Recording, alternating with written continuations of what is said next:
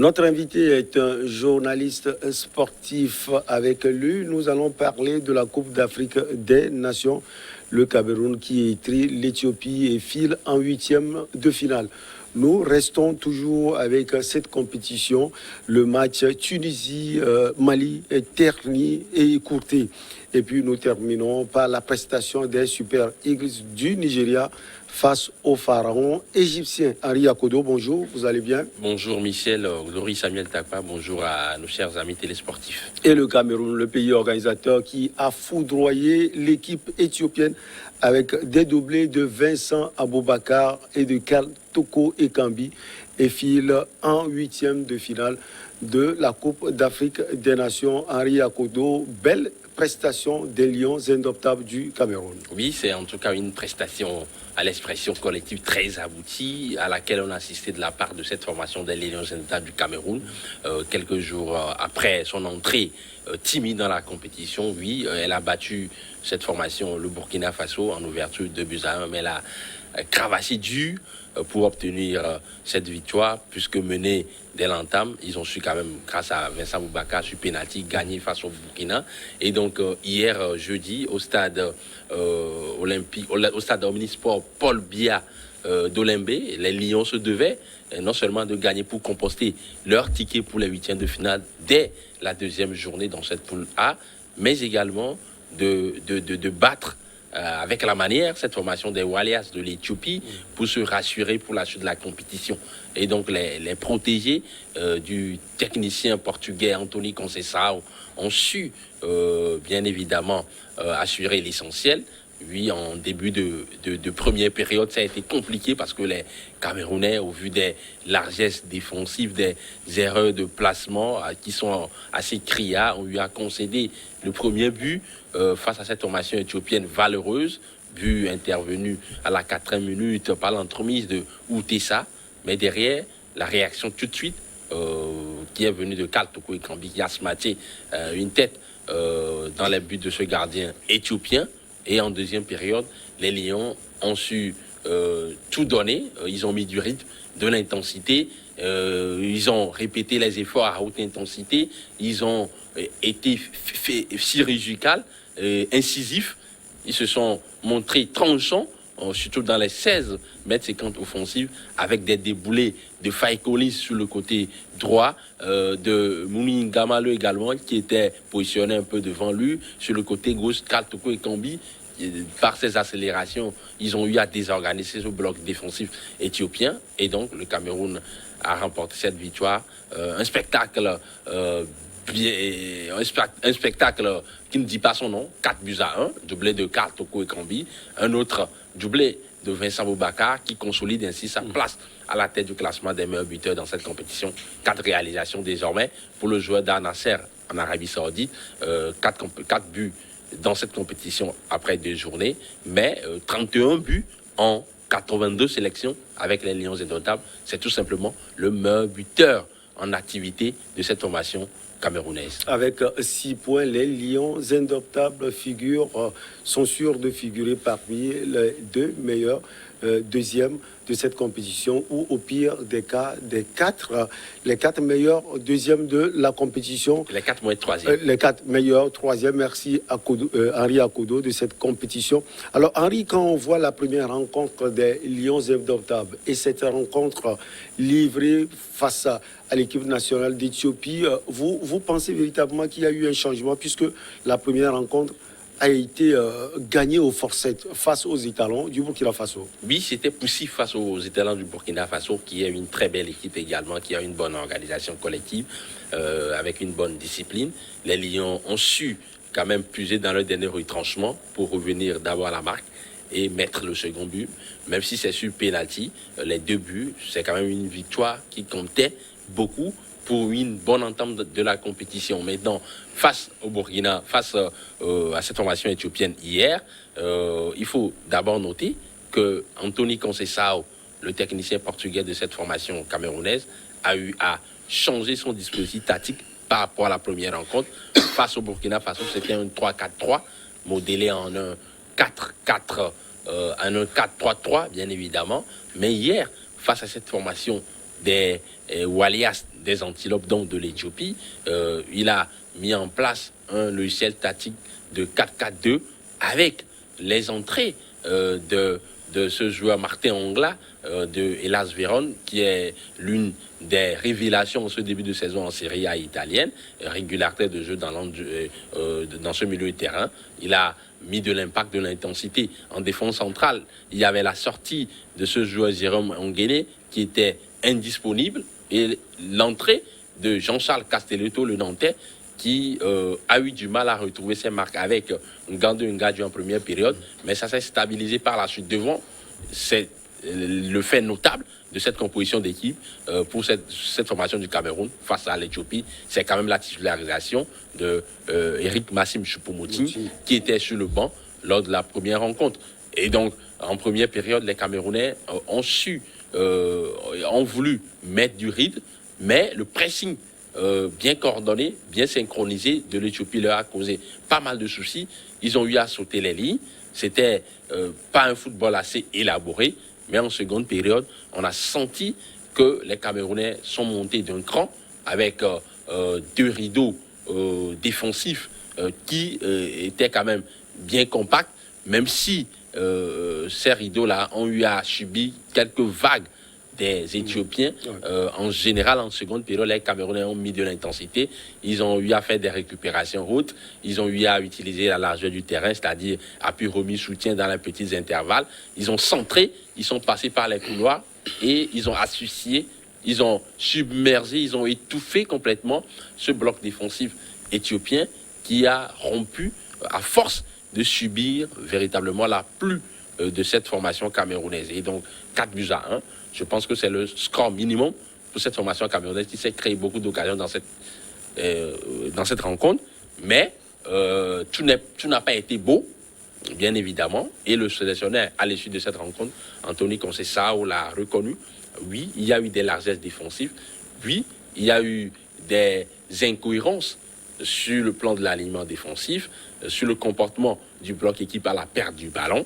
Et là, le technicien lusitanien en a conscience que si le Cameroun devait répéter ces mêmes erreurs face à des adversaires plus huppés pour la suite de la compétition, ce serait compliqué.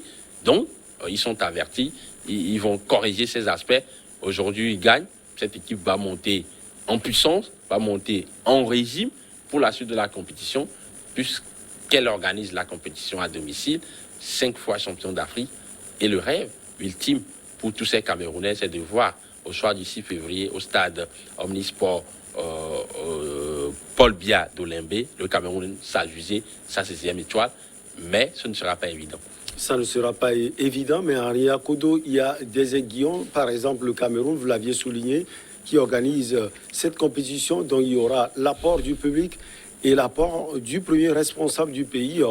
Le président Paul Barthélémy Biya avait précisé qu'il serait très bien que le Cameroun gagne cette compétition. C'est possible selon vous, qu'on voit aussi ces aiguillons?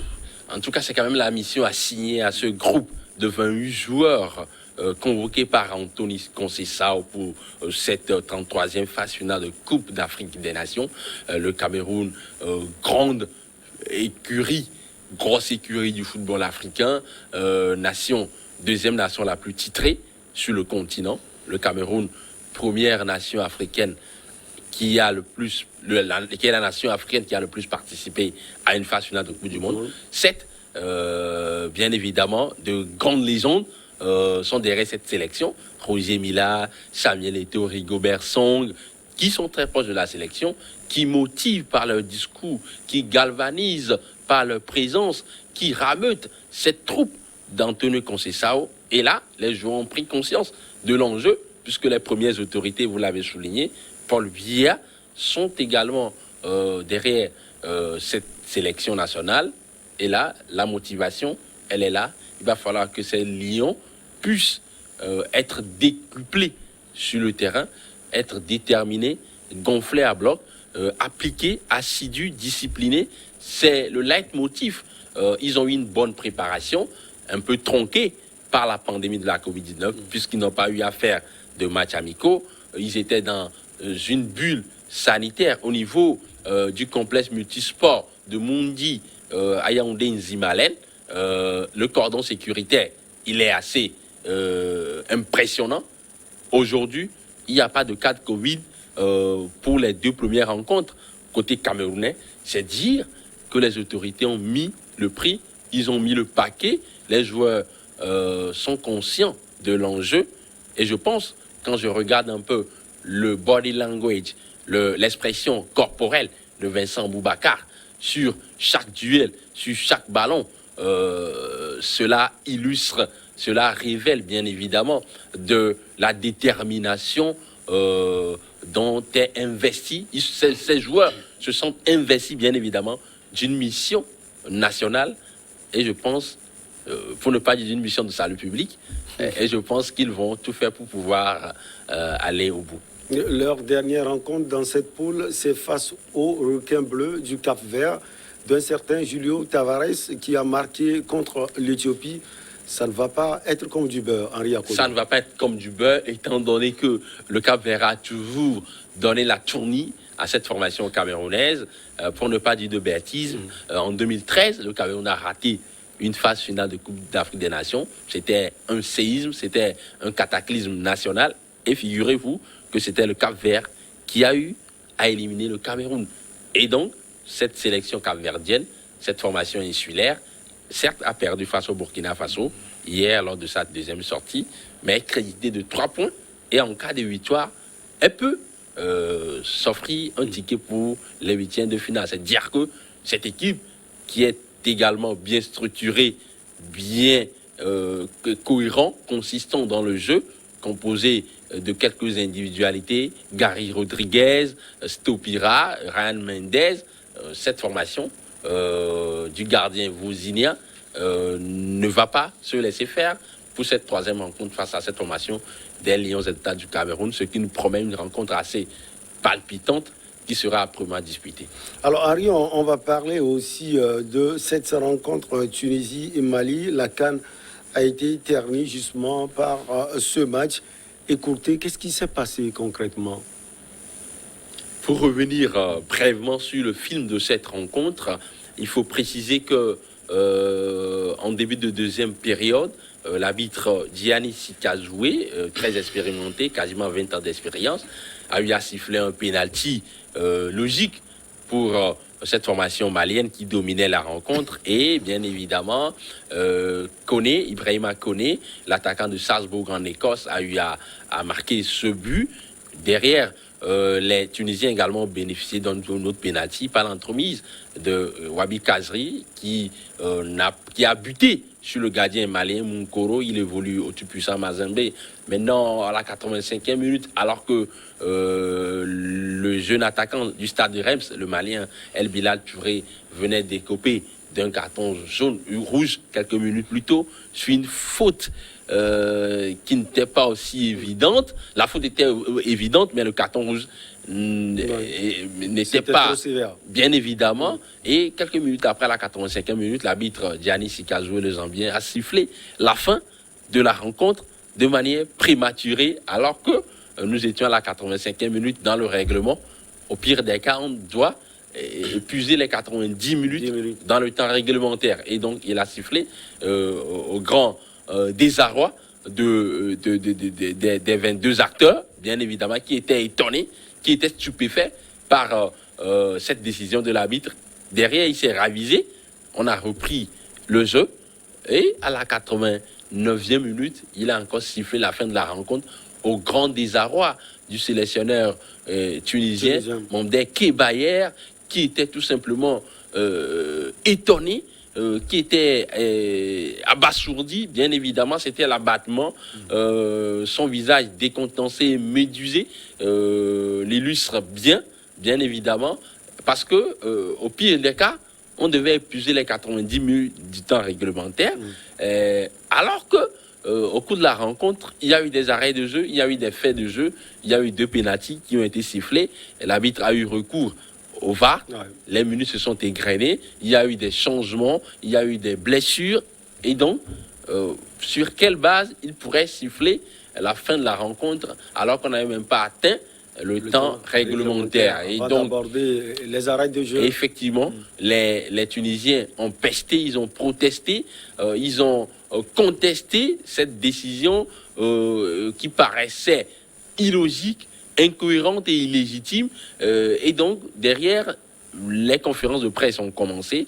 Le sélectionneur malien, Mahamadou Magazouba, savourait bien la victoire au cours de son point de presse après-match. Lui, c'est pas son problème. Bien évidemment. Et 20 minutes après le coup de sifflet prématuré, les agents de la CAF, les agents de la CAF sont venus mettre terme à la conférence de presse. Ils ont demandé aux deux équipes de rentrer à nouveau sur la pelouse pour disputer les minutes restantes.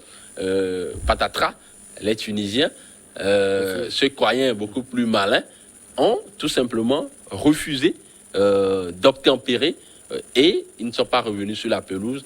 Le quatrième officiel qui voulait siffler, qui voulait arbitrer les quelques minutes restantes, a sifflé la fin de la rencontre sur instruction du commissaire au match.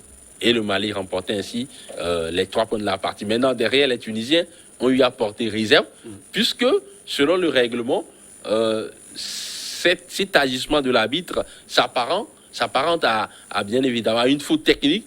Et s'il y a une faute technique dans une rencontre de football, par exemple, l'arbitre qui siffle la fin de la rencontre avant la 90e minute, l'arbitre qui donne un carton rouge à un joueur, mais le joueur ne sort pas, on peut revenir. L'équipe perdante peut demander à ce que le match soit rejoué. Donc les Tunisiens ont voulu jouer sur cette carte, sachant très bien que les 3 minutes qui restent, les quelques minutes qui restent, ne pourront pas suffire pour la Tunisie de revenir dans la partie. Ils voulaient jouer sur le règlement pour demander à la CAF que la rencontre soit rejouée. Mais finalement, la CAF a dit niet et la Tunisie a perdu cette rencontre sur tapis vert.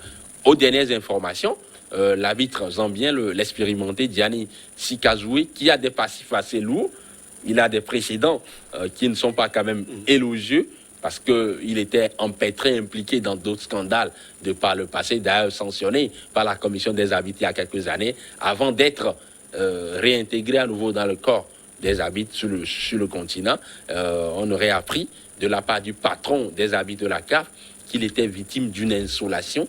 Et donc, cette décision était beaucoup plus incohérente. Il a été admis dans un hôpital, bien évidemment, et on en saura plus dans les prochaines heures. On lui souhaite prompte guérison, mais Henri Akodo, la presse tunisienne a réagi. Elle parle de honte, de farce, de mascarade. Déjà, on peut comprendre la presse tunisienne, mais est-ce que, selon vous, la CAF va réagir finalement sur cette rencontre? Je pense qu'au-delà du fait que le résultat de cette rencontre est déjà acté, la CAF doit tout faire pour que ce mauvais précédent ne puisse plus survenir dans les prochaines rencontres dans cette compétition ou dans d'autres compétitions organisées par l'instance fêtière du football africain. Puisque cette compétition, je le disais sur ce plateau il y a de cela quelques jours, c'est la plus médiatisée de l'histoire, puisqu'elle est retransmise par plusieurs médias, dont de grands médias, Sky Sport en Angleterre, qui retransmet pour la première fois cette compétition. C'est-à-dire que le scénario assez décevable, le scénario assez rocambolesque qui s'est produit la fois dernière au cours de cette rencontre n'honore pas l'image de l'instance fêtière du football africain, mais également le football africain en général. Il va falloir que la CAF prenne des décisions qui ne soient pas disproportionnées, bien évidemment.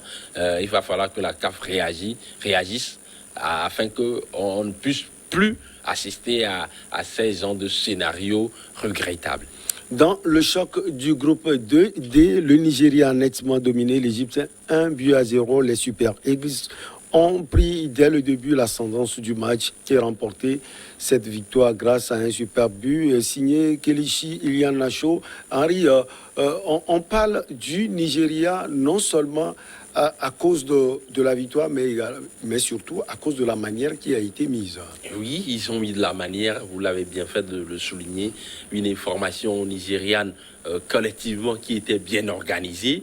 Les joueurs étaient proches les uns des autres, c'était hermétique, c'était assez cohérent, consistant dans le jeu, avec des circuits préférentiels, les longues balles sur les côtés pour toucher les ailiers de débordement. Samia Chukwueze côté droit, ou bien évidemment Kelesi Inacho côté gauche. En pointe, c'était quand même un joueur qui est en train d'exploser en Bundesliga cette saison. Tayo Aoniyi, le joueur de l'Union de Berlin. En défense centrale, c'était la stabilité avec William Troost-Ekong.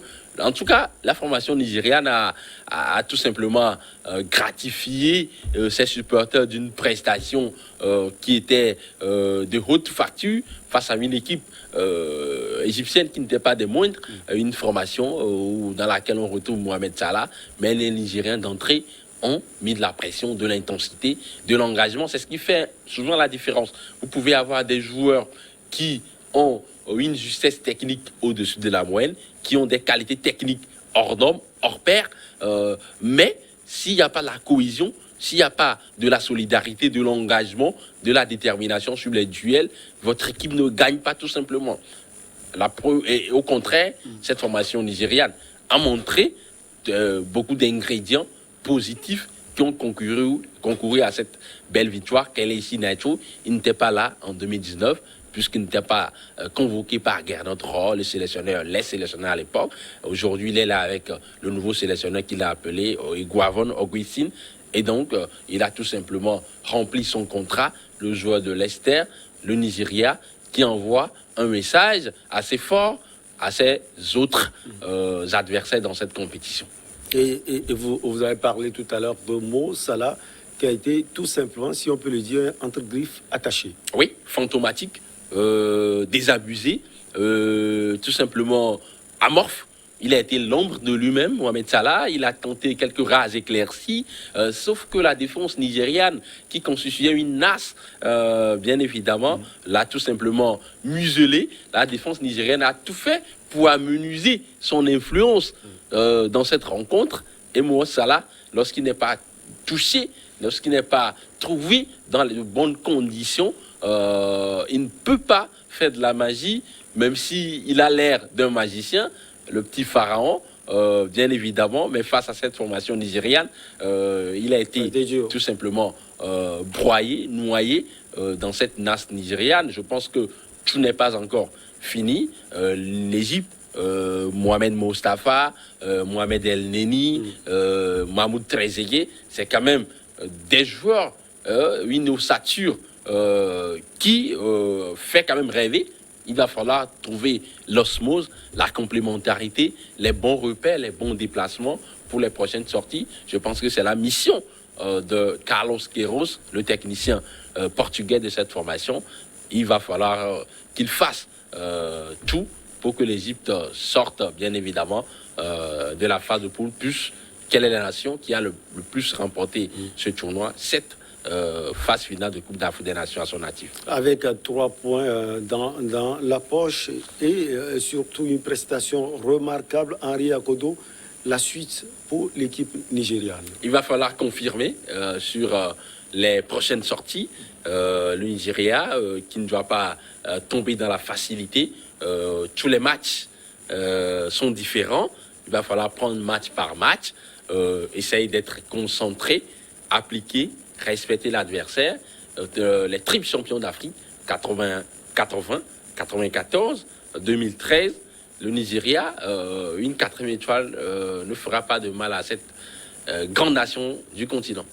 Alors, Henri Akodo, après, si on peut le dire, la phase aller, c'est-à-dire les premiers matchs discutés dans chaque pôle, c'est vrai que le Cameroun a discuté son second match, c'était jeudi. Quel constat ou bien quel bilan en tant que journaliste sportif vous pouvez faire? Pour le premier tour, on a assisté à des matchs très fermés où le combat technico-tactique était présent. Les défenses qui ont eu à désillusionner les attaques, puisqu'il y a eu seulement que 11 buts marqués pour le compte de la première journée. Bien évidemment, cela peut s'expliquer par le fait que les équipes ont eu une préparation assez tronquée, le contexte qui n'était pas favorable à la Covid-19, les clubs européens qui ne voulaient pas libérer tous les joueurs, il n'y a pas eu de matchs amicaux, Et donc, ces facteurs peuvent expliquer le déficit criard d'efficacité de la part de ces attaques lors de la première journée. Mais il faut souligner les belles performances des gardiens de but qui ont eu à écœurer plusieurs attaquants, notamment Mohamed Kamara, celui de la Gambie, un gardien de but fabuleux, exceptionnel, qui joue à la manière Manuel Neuer, puisqu'il est quasiment le libéraux de son équipe. Il prend des risques qui sont insoupçonnables, des risques impensables, mais il est réussi, très bon sur sa ligne. Comment ne pas aussi souligner la performance du gardien malien Moukuro, qui a été également étincelant. C'est dire qu'aujourd'hui, lors de ce premier tour, ces différents gardiens se sont bien illustrés à l'opposé des attaquants qui ont eu à faire preuve de beaucoup plus de timidité, un peu timorés, tétanisés, peut-être pas l'enjeu de la compétition. Je pense que le Cameroun, hier, avec sa pluie de buts face à cette formation éthiopienne, a peut-être tout simplement désactionné les défenses et ce serait véritablement peut-être un deuxième tour riche en buts. Merci beaucoup à vous, Henri Akodo. On a parlé de la Coupe d'Afrique des Nations, le Cameroun surclasse l'Éthiopie et file en huitième de finale. On a parlé également de cette rencontre qui a terni la CAN, la Coupe d'Afrique des Nations, rencontre Tunisie-Mali et puis les Super Eagles du Nigeria, très en jambes face aux pharaons égyptiens. Merci beaucoup à vous, Henri. C'est moi. Allez, on marque la pause pour le journal et derrière, on reçoit nos invités pour Regard croisé.